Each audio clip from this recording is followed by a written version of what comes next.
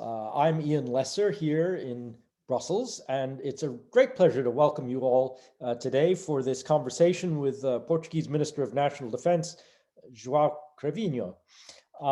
We're really delighted to have the Minister with us today for many reasons, but let me perhaps at the outset mention a few as part of my welcome. Portugal, of course, has had the presidency of the Council of the European Union for the last months, and that obviously gives the minister a special perspective, and we're looking forward to hearing about that. But our subject today is also transatlantic,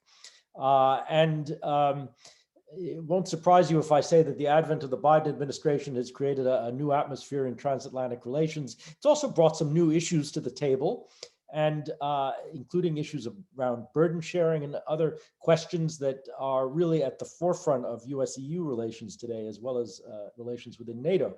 So that's yet another reason. And then finally, there's simply a lot happening in terms of NATO strategy and planning within the alliance. There will be a summit here in Brussels in June. NATO is about to embark on a revision of its strategic concept. And we would be very interested to hear from the minister sort of a Portuguese perspective on how that should evolve. There are issues in the transatlantic security space that are also about the Atlantic, and Portugal has a special perspective on that. So there's a lot to discuss. Let me also thank at the outset the Portuguese mission to the European Union, who have partnered with us on this event, and we're very grateful for all of their help and the things we do together here through the year. To moderate this conversation today, we're really delighted to have with us Katrina Manson, who is the foreign policy and defense correspondent for the Financial Times based in Washington. Friend of GMF, with us before. Glad to have you with us again. Katrina, thank you for agreeing to moderate the conversation. Mr. Minister, thank you once again. And I look forward to the conversation. Katrina, over to you. Thank you so much for having me, and greetings to you and Mr. Minister and everyone who has tuned in. We're delighted to start this. Please, we would love to hear questions from you. We've got a good number of people listening. The best way to do that is in the Q&A function. I will be looking out for your questions, but please do flag them. And we're going to start with some opening remarks from the Minister. Thank you very much. Well, thank you. I'm very, very pleased to be here. And let me begin also by thanking Ian Lesser for putting the webinar together. I know that Ian Lesser is a good friend of Portugal's, and so hopefully he'll be able to travel here again in the near future. I also want to say that how pleased I am to be able to be speaking at a forum of the German Marshal Fund. I think the German Marshal Fund is a great example of the strong sentiments that we have of the need for reciprocity in transatlantic relations. It's a great German example of the way of saying thank you for an extraordinary US initiative, the Marshall Plan. And of course, the Marshall Plan was there at the beginning. It was there creating the atmosphere, creating the right context for what would later become the European communities and the European Union. So there's a very strong sense here of being at an institution which is related to where it all began and which is relevant, of course, today. Now, I would like to start my remarks by stressing that we in Portugal see the United States as an indispensable ally, indispensable for Portugal, indispensable for Europe. And, we celebrating 70 years last year of the 2 years ago of the NATO alliance. Today, it remains the most robust, most durable, the most effective defense alliance in history.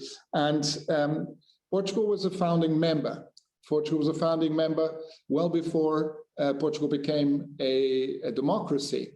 And Portugal remains today very, very committed, despite all of the changes in Portugal, all of the changes in the international context, and all of the changes that we've been through inside the NATO alliance today. And I think that is just testament to the capacity of adaptation And that, I think, gives us very good grounding to be optimistic about the work that needs to be happening now to project NATO into the future. Our relationship, Portugal's relationship with the US, of course, goes well beyond that. Well, it was much earlier than that. And we were one of the first countries to recognize the independence of the United States. As far back as 1870, the Portuguese foreign minister was arguing that we should be making special relationship with the United States as a future global power. So there is a very strong understanding, or a long-standing understanding, of the relevance of the US for us, for Portuguese foreign policy.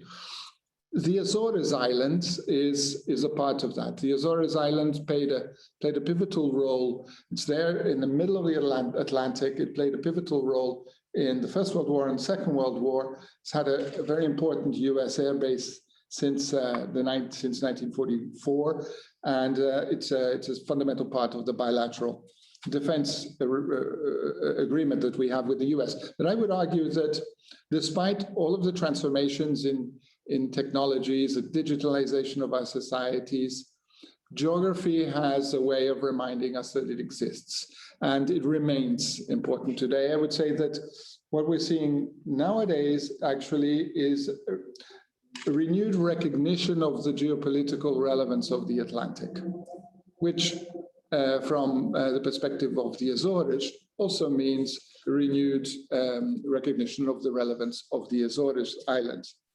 We're actually setting up in the Azores Islands, and we very much welcome the support from the US and from other partners, what we call an Atlantic Center, which is an institution that for the first time ever seeks to bring together all four quarters, the north, the south, the west, and the east of the Atlantic Ocean at three levels: at the level of political dialogue, at the level of think tank exchange, so that we're working out what are the challenges that we have in the Atlantic, and at the level of practical capacity building.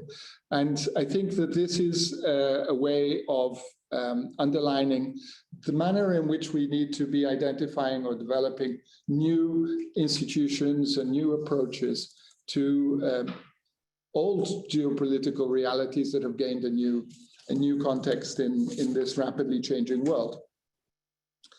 Also wanted to briefly mention our presidency of the European Union in these initial remarks during this semester.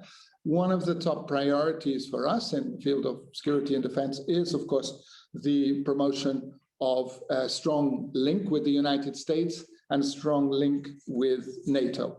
And these are distinct. I believe that one aspect that we should be working on now is being a certain amount of focus on the relations between the EU and NATO, and that's good. A lot of work remains to be done in that respect. But we must also recognize that Europe's defense and security relationship with the US is one that goes beyond the parameters of NATO, largely because the dynamics of what constitutes security and defense concerns go beyond the immediate concerns of NATO. So we should be working on both at the same time. Relationship with the US, relationship with NATO, both of these are fundamental for the European Union. A word, inevitably, because if I didn't give that word now, it would come up later, on strategic autonomy, which is to debunk, I hope, the idea that it is a project to decouple the United States and Europe. That is not at all the way that we see it. We see strategic autonomy as the recognition that the European Union needs to have the capacity to act alone when it is alone, to act alone when it doesn't have the possibility of acting in partnership with NATO, with the US, with other partners. In many respects, in many aspects, that acting in partnership will be what we are doing on our day-to-day. But sometimes we will have to act on our own. And that is part of burden sharing. I think we have to liberate this term burden sharing from its contemporary usage as a code word for how much each ally is paying into NATO. Burden sharing is also about sharing the burden of promoting a more secure and more stable international environment. And in that respect, the European Union has a lot to do in terms of burden sharing with the US and with NATO. Strategic autonomy comes into that. Our developing strategic autonomy is a way of sharing the burden of a very convergent worldview that we hold across the transatlantic relationship. We have the same values, we have the same concerns, we have the same issues with respect to areas of instability. And we need to be able to share the burden, and that involves a measure of strategic autonomy. I think any hypothetical attempt to use the concept of strategic autonomy to decouple from NATO would be self-defeating, would not have the support of European Union member states.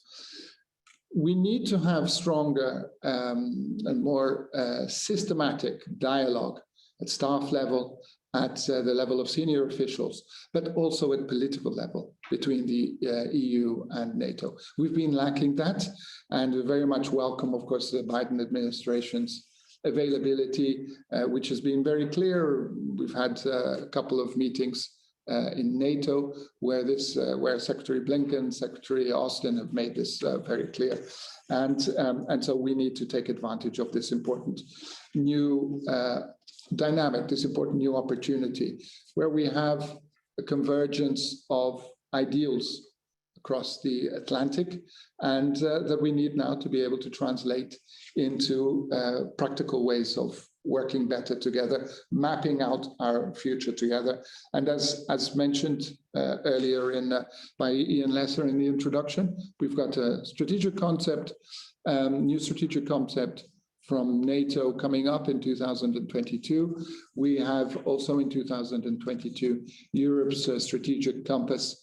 It would be very strange if we didn't work these two important developments together. So we have a great opportunity for doing this, and I think there's a great willingness across the European Union. Certainly, Portugal will do everything that it can to promote this opportunity. So thank you very much for listening to those opening remarks, and I'm very much looking forward to Katrina Manson's moderation for the Q&A sessions. Thank you. Thank you very much, Mr. Minister. I'd like to start just by reminding the audience, please do put your questions into the Q&A box and I will try and get to you. And not least, did you buy what Minister Cravinho said about strategic autonomy? He put up a good defense of it. Did he allay any concerns that might be out there? I thought it was useful perhaps to start with news of a meeting that happened today. Secretary Blinken met with Joseph Borrell, and there's a readout. As readouts go, they don't tend to be all that striking, but I think it's worth just reading this one out. That is that there was a US commitment to revitalize and raise the level of ambition in US-EU relations. So I wondered maybe if we can start there. What does that mean to you, and how much of a change does that signify? Thank you. As always, the proof is in the pudding. I mean, we have no reason to doubt Secretary Blinken's very strong commitment to this relationship, but we do need to translate it into practical terms. And I think that one of the exercises that is fundamental for the development of a new strategic concept for NATO, as well as for our strategic compass, is mapping out our threats. Of course, Secretary Blinken and High Representative Borrell were talking more widely in the field of foreign policy. But if we look at defense, both EU and NATO are engaged in this exercise of seeking to understand what are the threats we are facing and what forces we can muster to overcome those threats.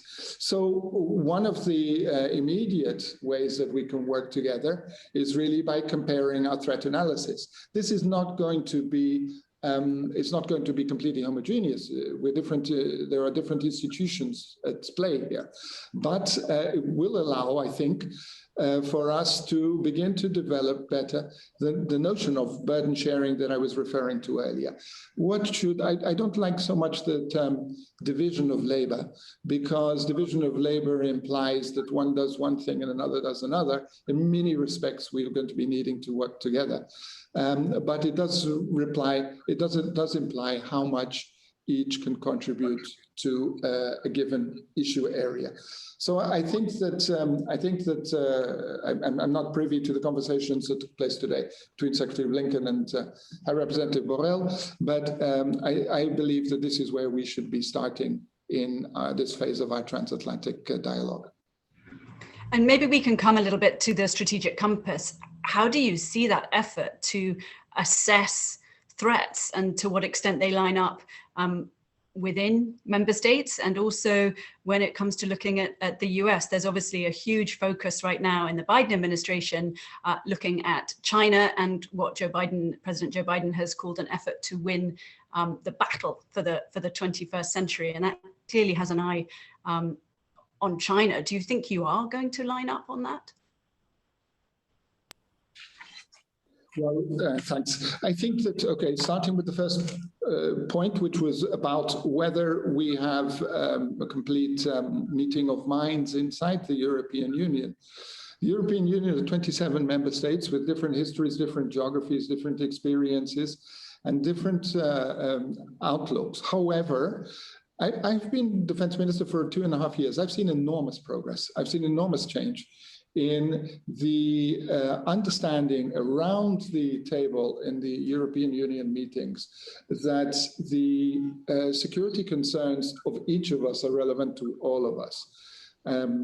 I've been had the pleasure of traveling to Lithuania, to Estonia, to Romania, to engaging closely with my colleagues from those countries. And I'm seeing also something that 2 years ago was unthought of, which is that in the Sahel, in Mali, we should see very strong commitments from Estonia, from Finland, from Sweden, from the Czech Republic, countries that don't have a history of engagement with that part of the world. So we've gone very far, I think, in the past couple of years in developing a more common notion, which is not a homogeneous one, it's not completely shared, but it is one that includes a high level of tolerance, a much higher level of tolerance than was there a few years ago about the concerns of each other.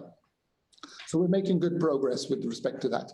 With respect to looking at the threat assessment of the US and the way that the US is engaging, I think that it is clear that this phase of next decade, 2 decades, we are going to be in the midst of a very significant geopolitical competition between the US and China.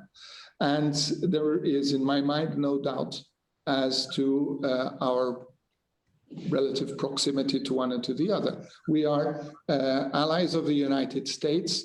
We have a very close relationship, and that is going to be very important in the way that these matters develop. However, that competition between the US and China is going to be quite different from what we have in our minds from the past. It's going to be very different from the Cold War.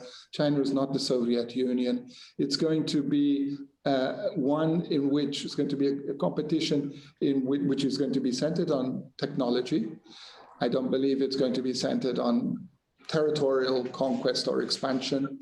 It's going to have also, it needs to have an important dimension of cooperation in the field of the global challenges, climate change first and foremost.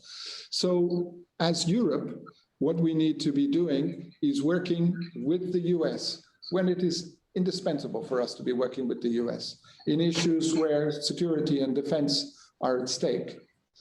we need to be available, and I believe the US should also be available to work with China, an emergent power, bringing China into responsible management of the global system. This is something that I believe to be desirable all round. I don't see the competition, the geopolitical competition between China and the US as leading inexorably towards some kind of conflict. Of course, there are dynamics that can push us in that direction, but it's incumbent upon us, I think, absolutely to avoid that. And we can do so by being very clear about the areas in which we can and want to cooperate with China and the areas in which it does not make sense because of the challenge that this poses to our collective transatlantic security.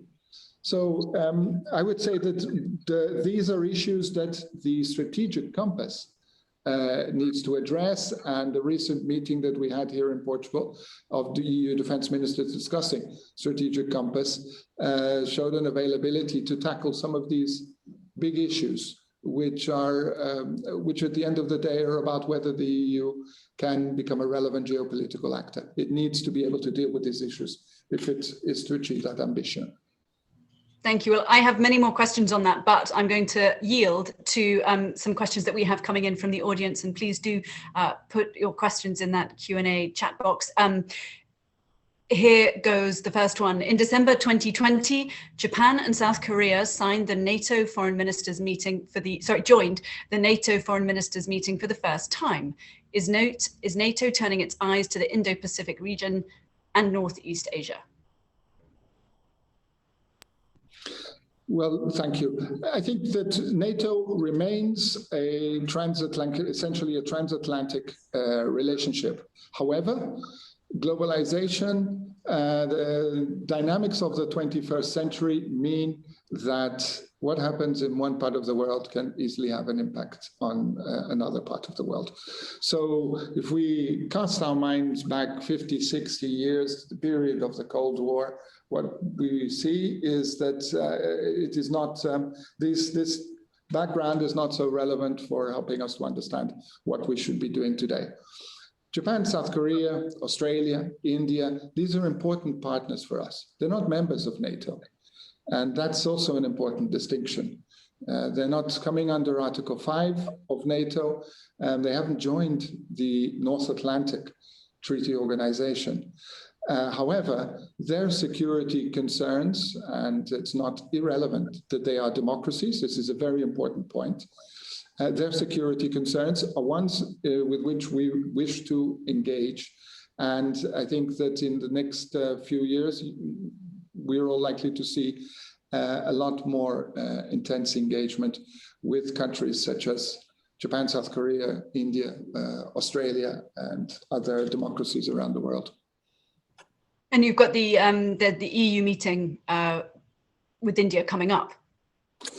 The EU meeting with India takes place, yes, here in Portugal. Unfortunately, due to the pandemic situation in India, Prime Minister Modi won't be here. He'll be joining by video. But this is very important because it is establishing a powerful, wide-ranging roadmap for the relationship between the European Union and India. India has become already the most populous country in the world. It is a country that is vital for Asian stability, and European Union needs to engage with India on many different levels, economic, social, political, also increasingly in terms of defense. So I expect that over the next few years, as a result of this approximation with India, we are going to find a defense dialogue developing with various partners, including India. Thank you. A question, I think, with a little bit of bite about your discussion of strategic autonomy was the fact that the EU concluded the comprehensive agreement on investment with China in the transitional period towards the new US administration, a true expression of strategic autonomy by the EU. Certainly, it's an expression of autonomy, and strategic autonomy also means thinking, of course, in terms of what is in our best interest and working along those lines. The investment agreement with China remains to be ratified in the European Parliament. So there's still an ongoing process happening there in terms of reflection of what makes most sense for us. But, and of course, there are always moments where we need to weigh up economic issues with strategic issues, with political, social, and so on. This is an inevitable part of dealing with contemporary reality. And I think that this is what should be happening now with in the European Parliament as it discusses the ratification of that investment agreement. Thanks. We have a few questions that have come in on maritime security, also touching on Africa. So let's try one of them. Speaking of the Azores, what is your assessment of what China wants in those islands? What have they told Portugal about their ambitions? And what are you hearing from the USA regarding the fate of its slimmed down base? Okay, well, regarding China and the Azores, that's an easy one.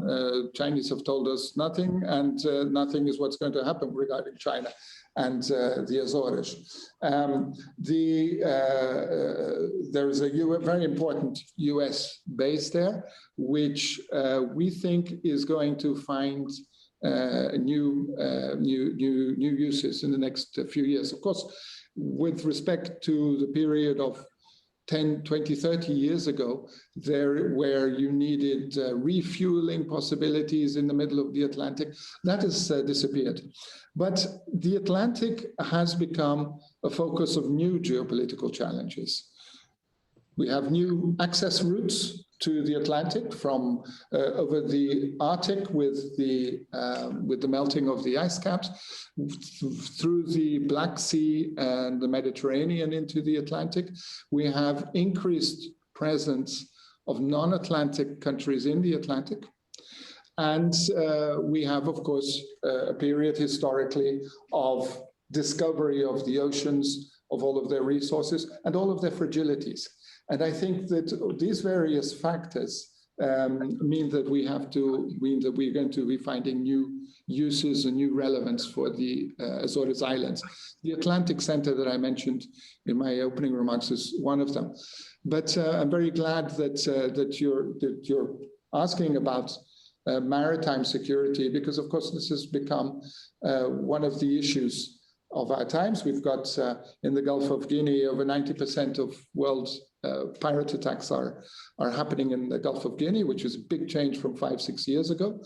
And this is something that is very relevant for the trade routes of European countries. So this gives us a clear indication of a strategic challenge that as Europe, we also need to be facing. And we have a further question on that, which is what could the strategic compass achieve in the area of maritime security? Can you talk about exactly where you think you're going to be able to address this issue and how? Yes, well, the strategic compass, of course, I mean, it's organized around a series of what we call baskets. And I'll give you the headlines of the baskets: crisis management, resilience. We have the development of capabilities and the identification of partnerships. So if we look at maritime security, each of those is going to require us to be active. In terms of management of crisis, we have a crisis in the Gulf of Guinea that is one that is relevant for the European Union. We need to be developing resilience in those countries that have coast in that region, which leads us to the issue of partnerships with those countries, with regional African organizations, African Union, ECOWAS, and also with the US, if the US wishes to engage in maritime security in that region. And of course, we need to be developing capabilities there. In other words, placing vessels there and supporting African coastal states. One issue that we've just begun, and that is one of the products of the Portuguese presidency of the European Union, is what we call the coordinated maritime presences. We have already European navies that send ships down the coast of Africa. What we're going to do with the coordinated maritime presence is to ensure that the calendars of that navigation by European navies are coordinated, so that we have a more or less permanent presence. And also that information from one ship is passed on to the next ship that is passing by, so that we have permanent situational awareness, permanent presence in the region, without actually employing or developing new capacities. It's just reorganizing so that we're working together in a manner that is in everybody's interest. Thank you. I'm going to just stay on this topic with a question of my own. I was listening the other day to the US AFRICOM commander, General Townsend, giving testimony in the Senate, expressing how concerned he was about the prospect that China might secure a base of some sort on the Atlantic coast of Africa. Obviously, they've established one in Djibouti, which I remember going to find in 2015. At the time, the Chinese were not admitting what its sort of future function was going to be.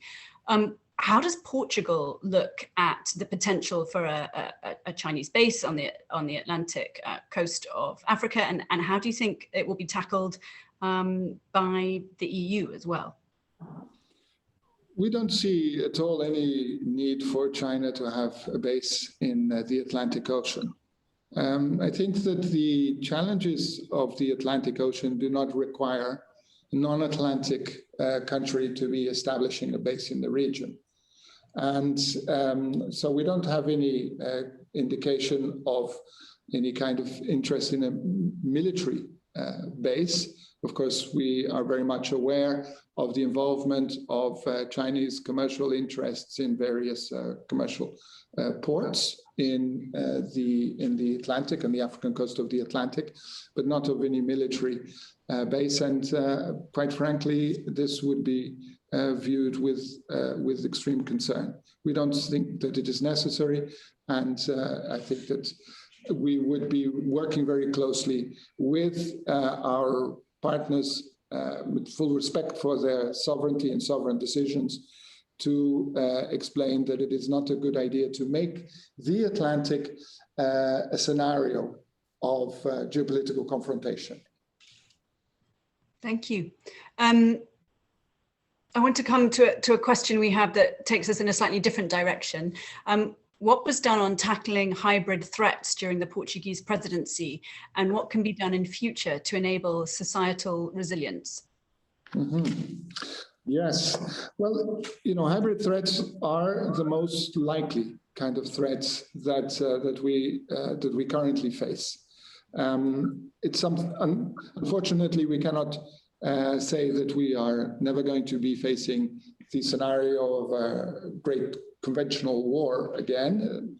Hopefully that won't happen, but we don't know for sure. However, hybrid threats, namely below the threshold of war threats, are not only probable, but they are actually happening in various scenarios.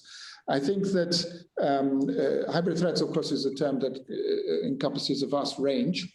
We are working hard on the issue of disinformation, which is one kind of hybrid threat. The erosion of confidence, public confidence in institutions is something that is very, very dangerous for democracies.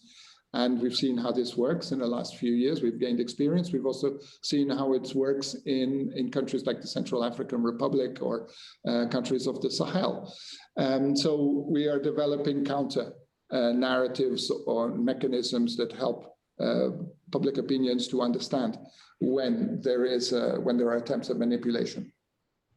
Other areas, cyber, of course, is a major one in which all of us are moving forward and cooperating amongst ourselves. Portugal is working hard with various EU partner countries on cyber, responding to cyber challenges.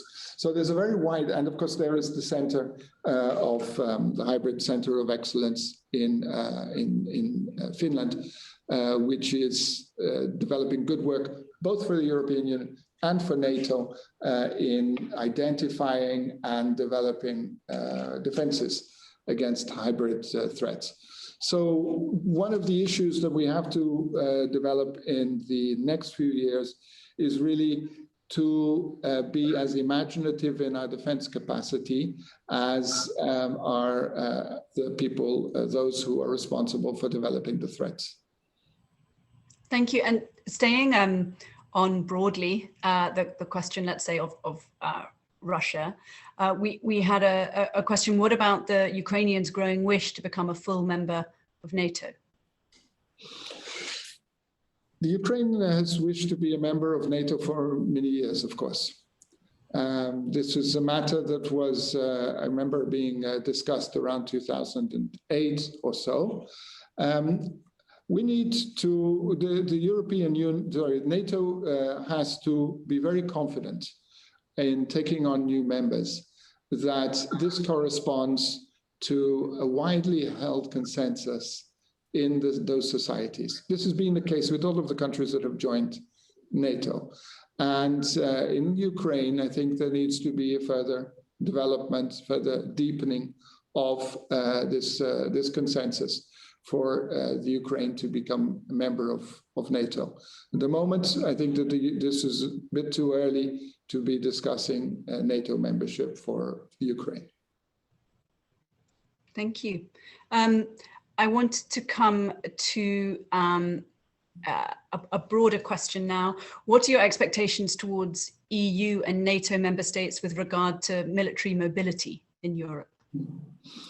Yes, of course. This is major. It's a good example where the EU and NATO can and should be working together. Many of the challenges that we face as NATO are challenges that go beyond our strictly military dimension.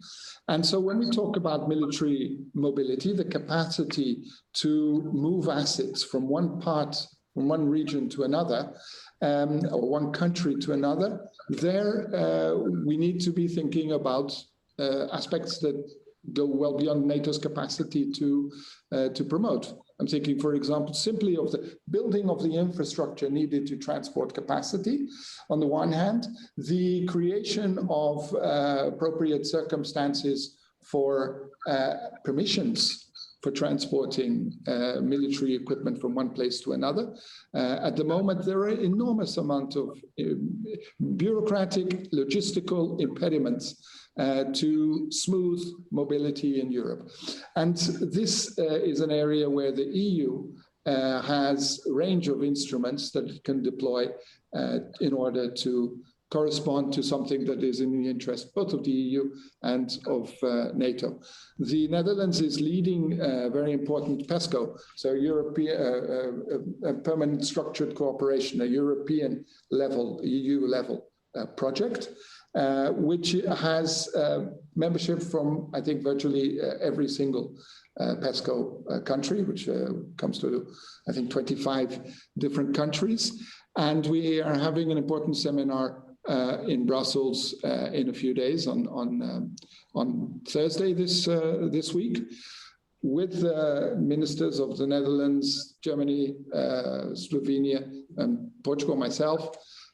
These three countries are the current trio, and Netherlands is leading this, together with representatives from the United States and also Canada and Norway that are part of this project. So it's a lot of practical work that is happening here.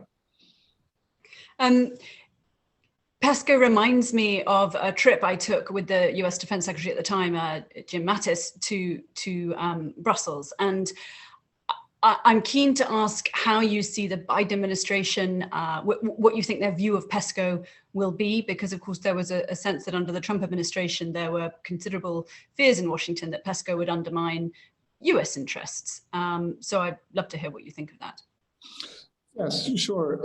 I mean, of course, I can't speak for the Biden administration, but my sense is that the Biden administration is much more receptive to the notion that is the foundational notion of PESCO. PESCO is for the development of European capabilities.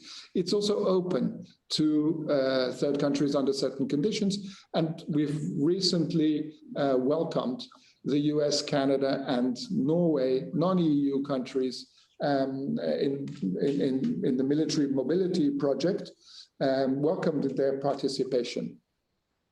I think that it's extremely important to separate what is strategic from what is commercial. And I think sometimes in the past that didn't always happen very well in Washington.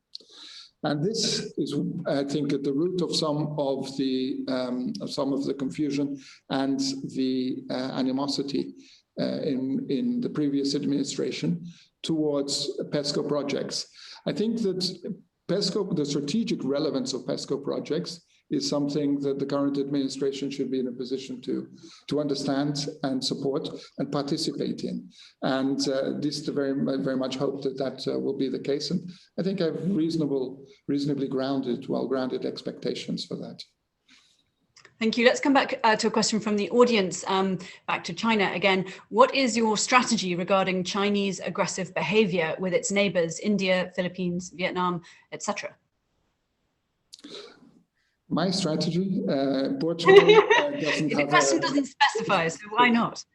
Strategy, but I think that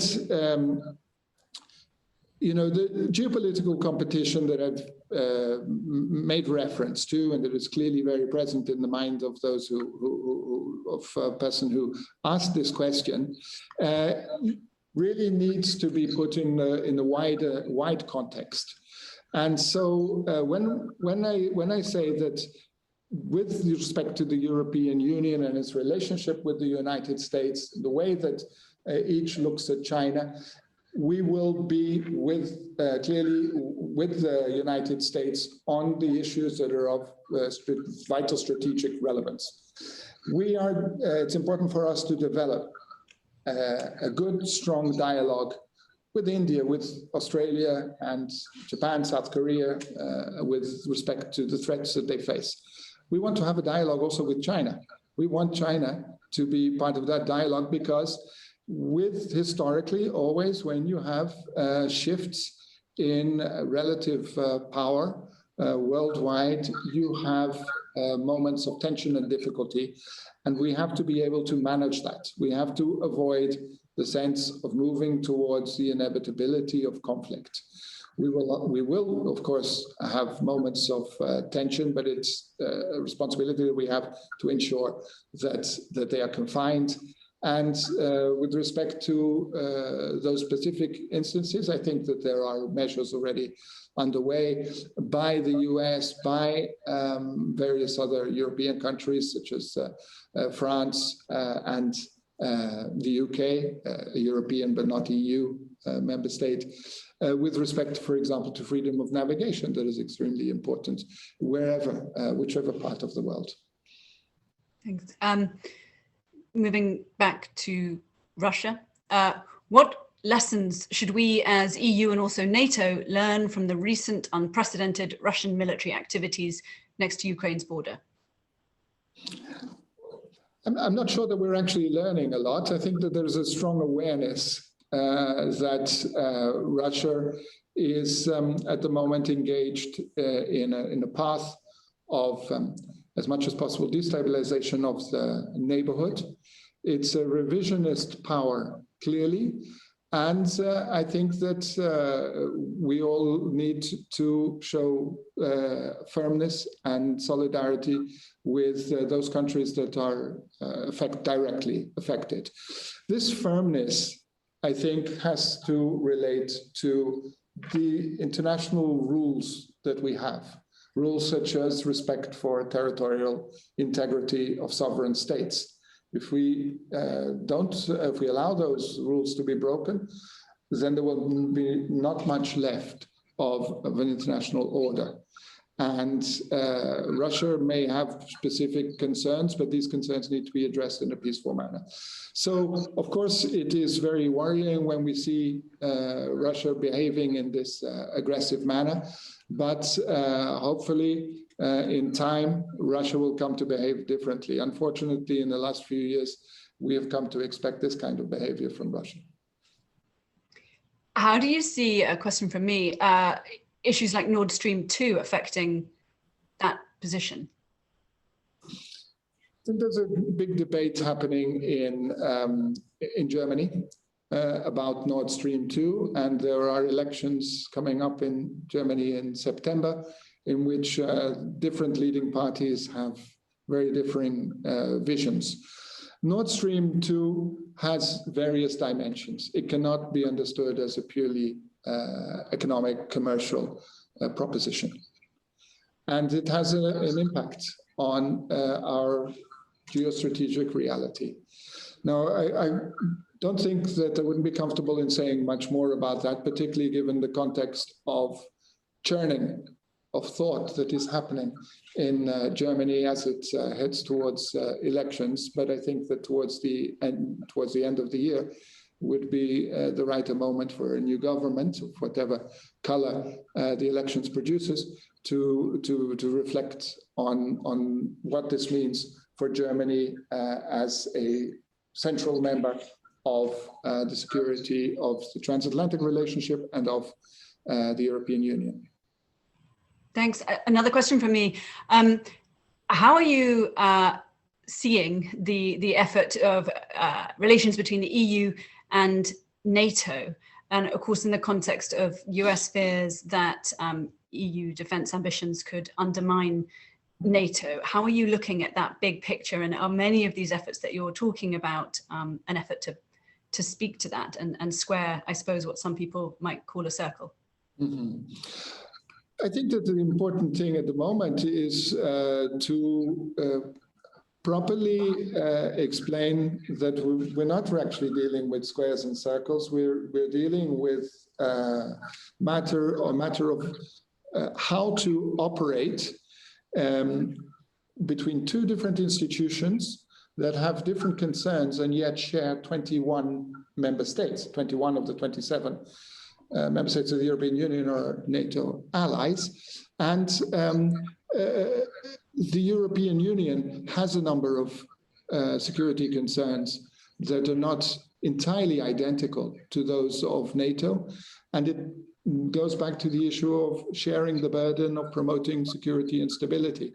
I think also that what we can do better together as EU, the development of common capacities, for example, in the context of PESCO, will strengthen our European pillar of NATO, which is something that successive American presidents legitimately have said needs to be done. And if it needs to be done by Europeans, that doesn't necessarily mean by Europeans individually. Europeans individually can do this better by working together as Europeans. And so I don't see that there should be. I think that there are many issue areas where we need to discuss further, discuss technically, discuss politically between the EU and NATO, but I don't see any fundamental reason for tension there. Thank you. We have a few minutes left, so if there's a burning extra question, please do submit it. But one of my final questions is, what message would you like to hear from US President Joe Biden when it comes to the NATO summit this summer and indeed the EU-US summit? I think that one issue that I would very much like to hear present, and I hope it will be present in US thinking, is the importance of the transatlantic relationship. And when I say transatlantic, I mean focused on the Atlantic.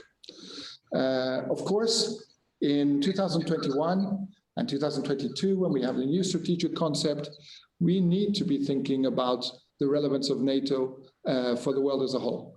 But that relevance, I believe, needs to be anchored in the original geographical area, which now has new challenges to face. And so I would say that I hope that the transatlantic aspect of the relationship is very much safeguarded in the future and in the thinking of the new administration in the US.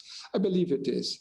Also, I think that we need, when the US looks at the wider world, engages with the wider world. I think that the US and of course the Europeans need to be thinking about how we can work together in engaging with that wider world. So clearly, the United States is not going to find anywhere in the world a better friend than the European Union. And that is also true for when it deals with challenges in the Pacific and challenges in Asia, even though we're not necessarily capable of projecting forces to those theaters. But we are capable of engaging jointly with the US in terms of shaping world order, shaping the rules of international engagement. And we're very much willing to do that. Thank you. And for you personally, how have you been engaging with the Biden administration? Are there plans to greet US Defense Minister Lloyd Austin? We hope so. He has an open invitation, and that we hope to be able to have his presence in the informal defense ministers meeting in just under a month. But that's a matter for the U.S. administration to answer. And I think that it goes to the heart of the issue that I raised at the beginning, which is that the European Union needs to be engaging not only with NATO, but also with the US as such. So there's a strong interest on our side for that. And I hope that there is the capacity in these early days of the administration also of corresponding. Well, I think on that cliffhanger of an open invitation, it's probably a really good moment to wrap up. Thank you so much for joining us and being so open and so wide-ranging. And my apologies to Defence Minister Austin, of course, Defence Secretary, I should have said. I've become too British. And thank you again. Look forward to future questions and seeing the evolution of many of these issues. Thank you. Thank you very much. It's been a pleasure. Thank you. Thanks.